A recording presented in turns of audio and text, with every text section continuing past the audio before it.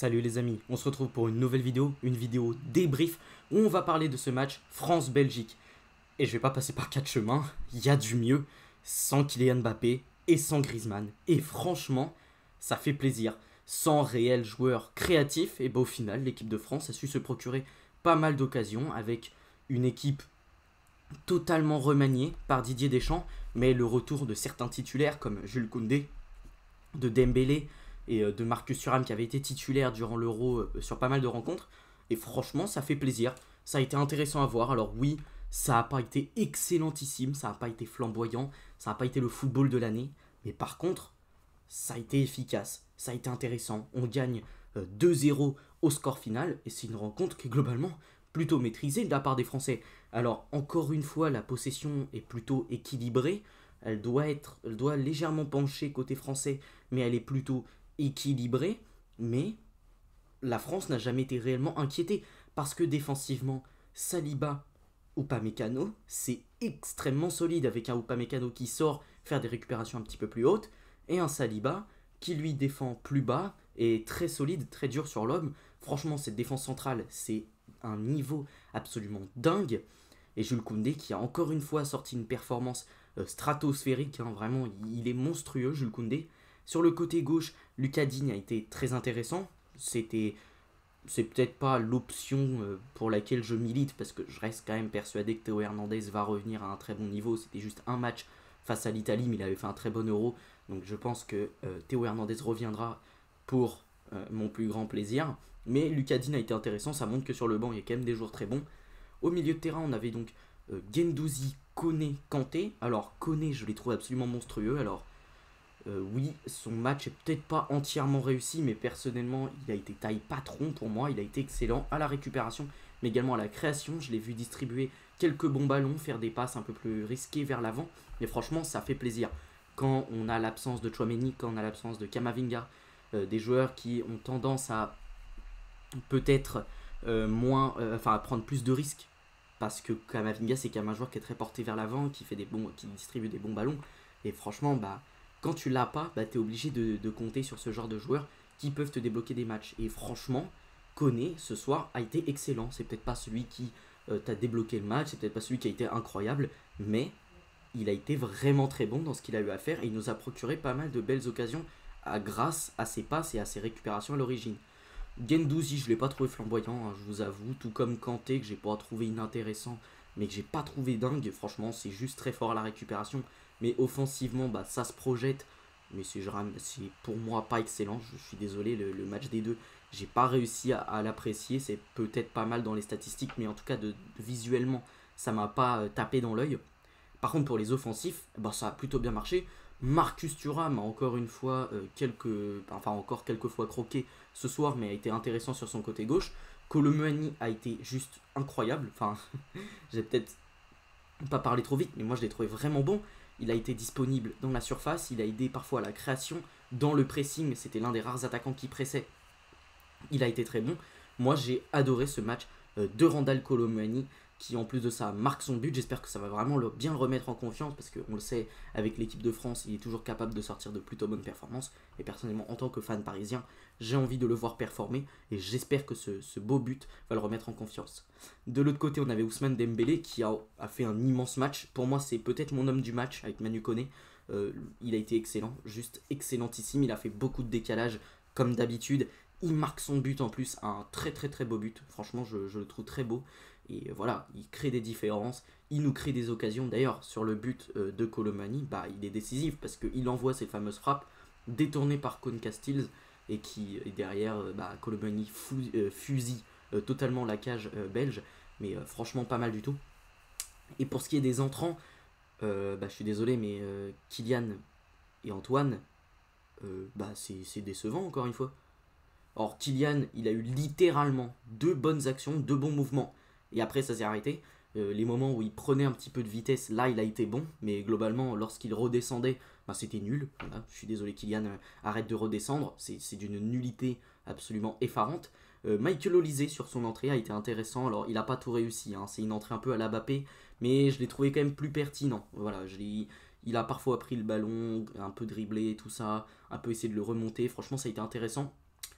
Barcola a encore une fois fait une top entrée, hein, là, rien à redire là-dessus.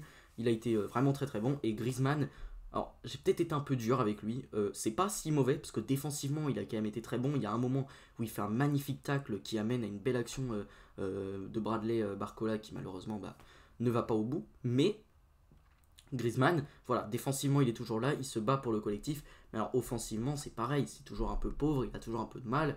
Il tente même cette frappe là vers la fin du match où vraiment tu sens que c'est une frappe un peu du désespoir parce qu'il n'y a pas d'autre option autour de lui. Mais ça va, c'était pas terrible, c'était pas, c'était pas horrible, c'était pas excellent. Il y a peut-être moyen que cette performance, peut-être le remette un peu dans le bain, parce qu'il n'a pas été inintéressant et en tout cas défensivement il a été présent et plutôt bon. Franchement, c'était du Didier Deschamps classique ce match. C'était donc une équipe avec beaucoup de rigueur défensive. On a moins vu ce bloc médian passif. Voilà, ça fait plaisir parce que le bloc était un peu moins passif. On a vu beaucoup de récupération défensivement. Franchement, j'ai trouvé que cette équipe de France était plutôt imprenable, était plutôt solide. Ce qui prouve que si on a un des deux qui sort, de Upamecano ou Saliba, c'est la catastrophe. S'il y a Koundé qui sort, c'est la catastrophe. Mais il n'empêche que quand ils sont là, à leur top niveau, c'est très très fort. Et ça fait plaisir. Mais voilà, beaucoup de rigueur, même si pour le coup, je déplore encore le manque de pressing. Hein. Ça n'a pas énormément pressé côté français. Mais bon, c'est comme ça reste du Deschamps. Il va falloir qu'ils mettent ces nouvelles choses en place. Même si, pour le coup, j'ai trouvé que la possession, l'équipe de France, alors je vous l'ai dit, elle n'a pas été outrageuse. Hein, on doit être légèrement au-dessus, mais ça doit être autour de 50-50. Par contre, j'ai trouvé qu'on était moins, genre que nos possessions étaient moins stériles. On arrivait plus rapidement à aller vers l'avant. Voilà. Et ça, c'est quand même quelque chose à relever. Bon, on se retrouve aussitôt pour le centre du match, comme d'habitude.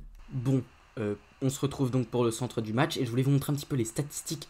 Bon, j'ai un peu surestimé cette France, qui effectivement n'a que 46% de possession, ce qui n'est pas horrible, hein, franchement. Tu peux ne pas avoir la possession et avoir de beaux résultats comme ce soir, mais on a quand même 25 tirs, 9 cadrés, ce qui est franchement super intéressant. Et c'est ça que je vous ai dit, c'est qu'on n'a pas eu énormément le ballon, enfin, quoique 46%, ça reste quand même pas mal, mais on a su en faire des choses, on a su se créer beaucoup d'occasions. Alors oui, la finition, ça pêche toujours encore un peu, mais voilà, on marque quand même 2 buts. On n'avait pas du Kylian Mbappé, du Barcola pour marquer un peu des buts. Mais voilà, on avait quand même un Dembélé qui, sur ce match, a réussi à marquer. On a du Colomani qui a réussi à marquer. Franchement, c'est pas mal du tout. Et maintenant, on passe sur WhoScored. Et sur WhoScored, j'ai des choses à vous montrer. Déjà, Dembélé, qui évidemment est l'homme du match. 4 tirs, 2 cadrés, 1 non cadré, 1 tir contré. Il a touché énormément de ballons quand même. 58 ballons touchés dans ses passes. 5 passes clés délivrées. 5 passes clés délivrées. Est-ce qu'on se rend compte un peu à quel point c'est énorme? Dribble, encore une fois. 3 dribbles réussis sur 5 tentés. C'est très fort. Même défensivement, il a été présent. Une interception, un tacle réussi. Top match de la part d'Ousmane Dembélé. Et franchement, ça fait plaisir parce que récemment, ça n'avait pas été ultra fort pour le petit Ousmane. Et là, voilà, il se relance et c'est cool. Pour Manu, je vous montre un peu ses statistiques. 2 tirs. C'est le joueur qui a touché le plus de ballons côté français, avec donc 80 ballons touchés. Et voilà, après c'est au niveau des Belges, donc c'est du Arthur Théat, du Woodfaz et du Zeno de Bast. Et ça prouve quand même que cette équipe de France a su conserver un peu cette Belgique dans sa moitié de terrain, parce qu'on voit quand même que c'est les centraux et le latéral gauche qui ont touché énormément de ballons. Donc déjà, voilà. Dans les dribbles également, il a réussi des dribbles, mais moi c'est surtout ça que je vais vous montrer. 4 interceptions, 2 tacles réussis, défensivement, trop fort. Et franchement, j'ai adoré son match. Alors je veux quand même re-regarder au niveau de ses passes, quand même 4 passes clés délivrées. C'est encore une fois absolument énorme. Bravo à Manu Koné pour cette magnifique performance. Et là, je vais vous montrer également Colomani, que j'ai trouvé intéressant. Voilà, il fait son tir. Il a été intéressant. Voilà. Au niveau des tacles, là, bon, il a quand même taclé une fois. Enfin, même si ça a été raté. Personnellement, j'ai trouvé que son apport défensif, voilà, dans son pressing, c'était intéressant. Au niveau voilà, de la possession, il a quand même touché 17 ballons, alors que c'est un avant-centre. Il a été quand même pas mal de fois trouvé dans la surface.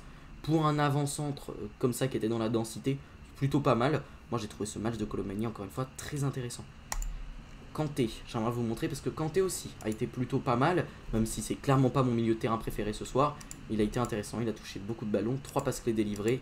Il a quand même réussi un petit dribble, un dégagement, 2 interceptions, un tacle réussi, du Kanté dans le texte quoi. C'est-à-dire que toujours très présent défensivement et évidemment offensivement capable de se projeter, même si voilà, on voit qu'M Guendouzi a été un petit peu en dessous. Et concrètement, c'était ce que je voulais vous montrer dans ce centre du match. Oui, c'est pas immense, ça n'a pas été le plus gros centre du match, mais c'était quand même les choses importantes pour moi à retenir de ce petit match. Et j'espère que ce débrief vous aura plu. Si c'est le cas, n'hésitez pas à liker la vidéo, à la commenter, peut-être pour mettre vos impressions sur cette équipe de France. Et j'espère franchement que ça permettra du mieux, permettra un petit peu de renouveau pour cette équipe de France qui en a grandement besoin. Et oui, on performe sans Kylian Mbappé et sans Griezmann. Il faut peut-être se poser des questions, peut-être revoir le système, peut-être mettre un Mbappé officiellement plus haut sur le terrain et pas en tant que numéro 10. Et si vous aimez mon contenu, n'hésitez pas à vous abonner, activer la cloche de notification pour ne pas rater les prochaines vidéos. Sur ce, salut les amis, à la prochaine.